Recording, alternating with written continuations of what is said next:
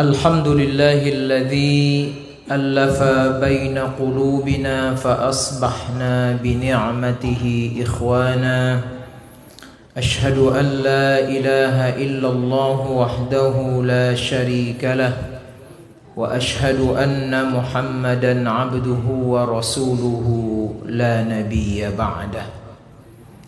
Subhanaka la ilma lana illa ma 'allamtana innaka antal alimul hakim. Rabbi shrah li sadri wa yassir li amri wahlul 'uqdatam min lisani yafqahu qawli. Qala Allah ta'ala fil Qur'anil Karim, a'udzu billahi minasy syaithanir rajim.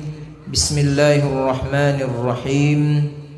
Ya ayyuhalladzina amanu ittaqullah wa qulu qawlan sadida. Shadaqallahul azim.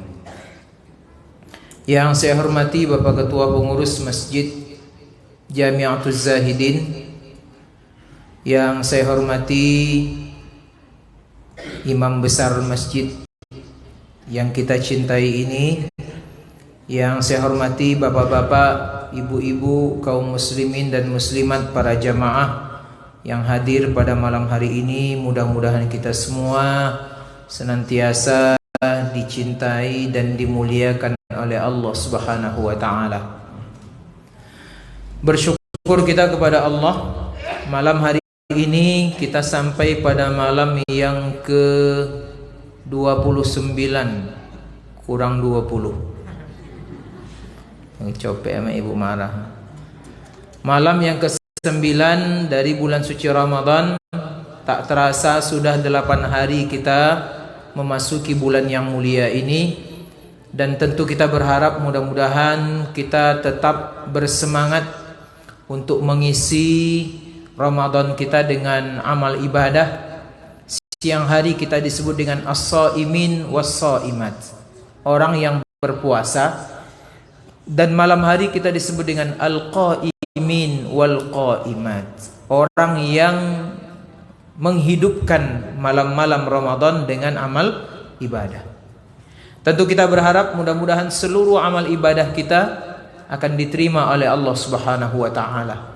Rabbana taqabbal minna salatana wa siyamana wa qiyamana wa ruku'ana wa sujudana. Wahai Allah, terimalah salat kami, terimalah puasa kami, terimalah qiyam Ramadan kami, terima sujud kami, dan terimalah ruku kami. Itu harapan kita, sehingga tidak sia-sia kita beramal ibadah di bulan yang mulia ini.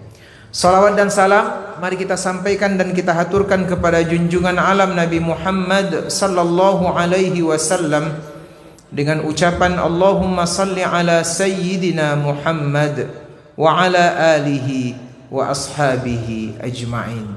Mudah-mudahan dengan salawat yang selalu kita kirimkan kepada beliau, insyaallah akan membuat kita semua mendapatkan syafaat dari Rasulullah di hari akhirat yang akan datang. Amin ya rabbal alamin.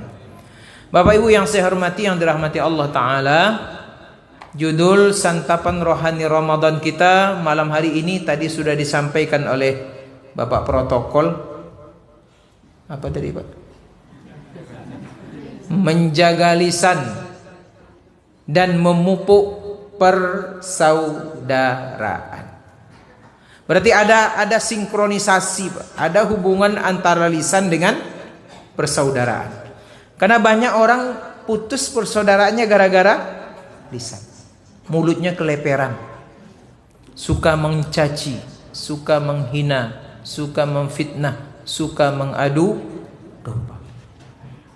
Maka judul ini saya kira sangat penting dan bisa menjadi bahan renungan untuk kita semua, dalam rangka pertama tentunya kita menjaga lisan kita. Yang kedua, melalui menjaga lisan tersebut kita ingin memupuk tali silaturahim dan persaudaraan di antara kita. Bapak Ibu kaum muslimin dan muslimat yang dirahmati Allah Subhanahu wa taala, lisan adalah salah satu bagian yang sangat penting dari seorang manusia. Baik dia dalam keadaan yang baik ataupun dia dalam keadaan yang buruk. Pentingnya lisan ini suatu ketika pernah disampaikan oleh seorang wali, namanya Luqmanul Hakim. Pernah kita ceritakan Luqman ini orang yang hitam, tapi dari setiap ucapannya keluar hikmah yang luar biasa.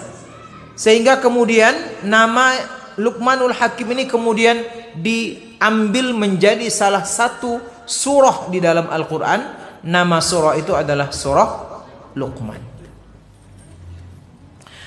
Ketika Luqman ini jadi budak Bapak Ibu, suatu ketika tuannya pernah memerintahkan Luqman ini, "Wahai Luqman, sembelih seekor kambing.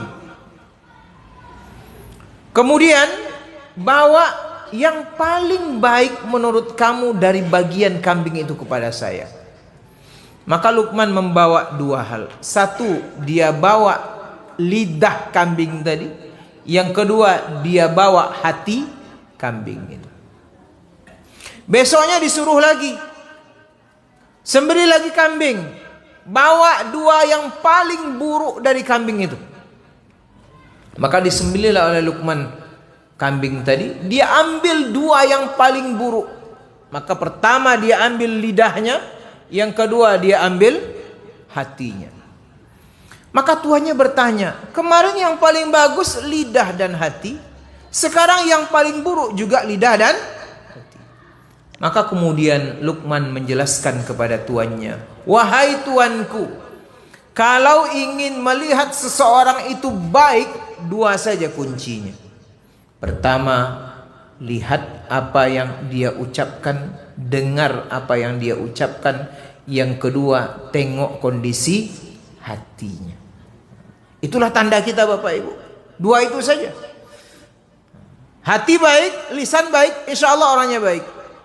Tapi sebaliknya kata Luqman, ada orang yang buruk di atas muka bumi ini apabila dia tidak bisa menjaga dua hal. Pertama lisannya, yang kedua adalah hatinya. Maka lisan Bapak Ibu yang dirahmati Allah adalah satu bagian yang sangat penting yang harus kita perhatikan. Maka untuk seorang muslim, lisan ini bagi Rasulullah sallallahu alaihi wasallam itu adalah lambang keselamatan dalam hidup. Dimanapun, kapanpun kita berada, lisan itu lambang keselamatan. Maka sebuah hadis yang disampaikan oleh Rasulullah sallallahu alaihi wasallam yang diriwayatkan oleh Imam Bukhari menyebutkan, "Salamatul insan fi hifdzil lisan." Selamatnya seorang manusia kata Rasulullah tergantung dari bagaimana dia menjaga lisannya. Bagaimana dia memperlakukan lisannya ini. Kalau dia bisa menjaga lisannya, insya Allah aman dia. Dia tidak melakukan upaya untuk menghina orang lain, merendahkan orang lain. Hari ini kalau kita tengok, mohon maaf nih, di video-video yang menyebar di TikTok, kemudian ada satu figur yang dibenci orang. Biasanya diawali dengan apa kebencian itu? Apa Ibu? Lisan. Kemarin atau tadi apa itu? Ada kemarin lah ya, hari Rabu. Ada salah seorang menteri koordinator bidang politik dan hukum ya, Menko Polhukam, membuka sinyalemen adanya penyelewengan uang negara dengan nominal 347 triliun. Ternyata ada anggota dewan kita yang nyerocos saja mulutnya, Pak. Oh, tengok komentar orang. Masya Allah, Pak. Dari lisan itu. Maka kalau salah kita menempatkan lisan, hancur kita. Tapi kalau benar kita menempatkan lisan, maka kita akan selamat. Maka Rasulullah ingatkan kepada kita semua, bahwasanya perkara mengurus lisan ini kaitannya dengan iman kepada Allah dan iman kepada hari akhirat. Man kana yu'minu billahi wal yaumil akhir, kata Rasulullah. Siapa yang merasa saya beriman kepada Allah, saya beriman kepada hari akhir, untuk lisannya dua saja pilihannya. Yang pertama, falyakul khairan. Yang kedua, aw liyasmut. Tak ada yang ketiga, Pak. Dua saja orang beriman kepada Allah. Ini tandanya. Satu, falyakul khairan. Hendaklah dia mengucapkan perkataan-perkataan yang baik. Apa perkataan baik itu? Bisa dalam rangka berhubungan dengan Allah, bisa dalam rangka berhubungan dengan manusia. Kalau dia berhubungan dengan Allah, Bapak Ibu, perkataan yang baik itu adalah zikrullah. Itu yang pertama. Orang beriman hanya akan sibuk dengan subhanallah walhamdulillah wala ilaha illallah. Atau dia sibukkan lisannya dengan membaca Al-Quran. Atau dia sibukkan lisannya dengan membaca salawat Nabi. Itu pilihan kalau dalam langkah hablum minallah. Falyakul khairan. Kalau untuk dengan manusia, lisannya dia gunakan untuk memberikan nasihat. Lisannya dia gunakan untuk ya'muruna bil ma'rufi wa yanhauna 'anil munkar. Nasihat itu penting, Pak. Sebab kadang-kadang dari nasihat itu nusuk hati, sadar orang, Pak.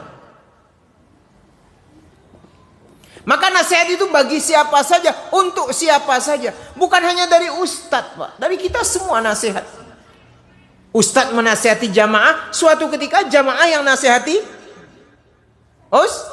ustadz. Betapa tidak, Bapak Ibu, nasihat itu luar biasa, Pak, pengaruhnya. Kalau kita bisa menyampaikannya dengan baik. Saya ingat beberapa tahun yang lalu, saya ceramah nuzulul Quran di sebuah masjid di Perumnas Rumbai itu. Tentang fadilah membaca Al-Quran. Saya sampaikan ini ayatnya, ini pahalanya, ini hadisnya, ini contohnya, ini fadilahnya. Ternyata sekian bulan yang akan datang saya jumpa dengan salah seorang jamaah. Saya sudah lupa acara itu. Tapi jamaah tadi mengatakan, Ustaz, alhamdulillah berkat Ustaz menyampaikan ceramah nuzul Quran. Sejak hari itu sampai sekarang saya tak putus-putus membaca karena begitu luar biasa fadilahnya. Saya tak ingat lagi, Bapak Ibu, acara itu. Tapi ketika nasihat itu sampai ke hatinya, Masya Allah, tergerak hati. Sebelumnya saya malas baca Quran, Ustaz. Tak peduli dengan Al-Quran. Tapi sesudah saya mendengarkan nasihat itu, bangkit semangat saya. Jadi ibadah rutin yang saya lakukan. Nah, inilah buah daripada nasihat, Bapak Ibu yang dirahmati Allah. Yang tadi dimaksud dengan falyaqul khairan.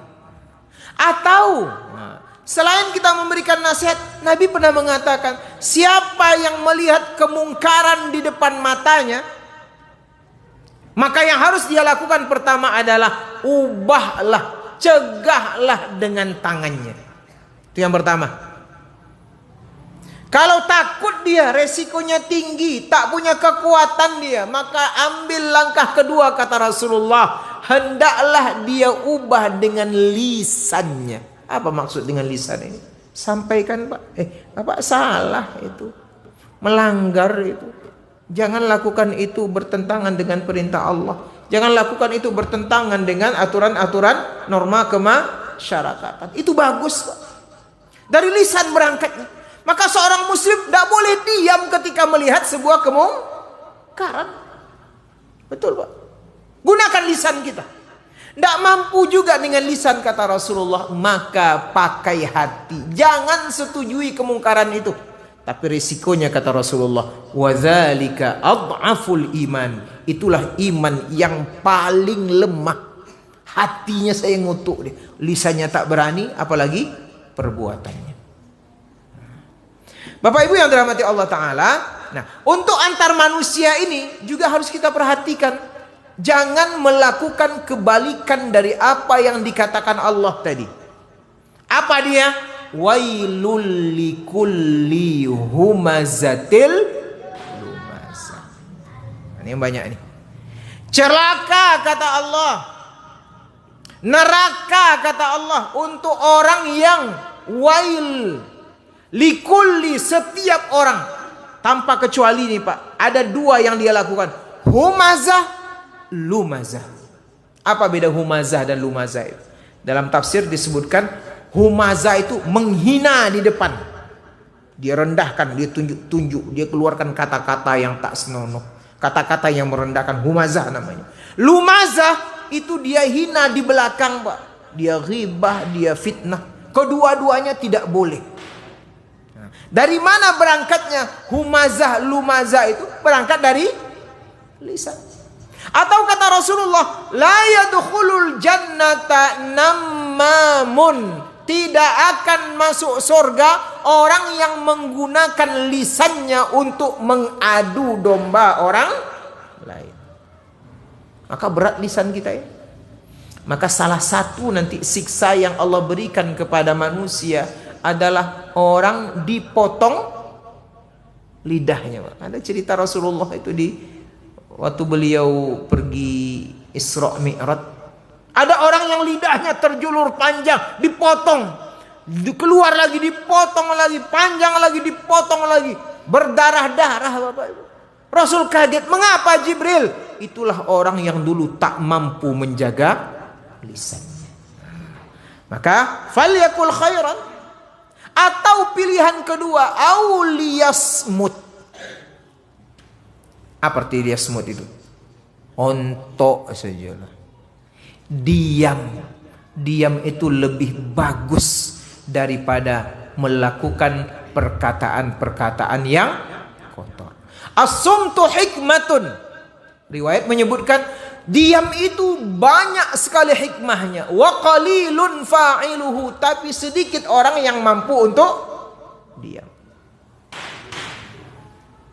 Bapak Ibu yang dirahmati Allah Ta'ala. Nah, sesudah kita tengok seperti apa lisan kita jaga, maka ternyata lisan itu punya kaitan erat dengan persaudaraan tadi Pak.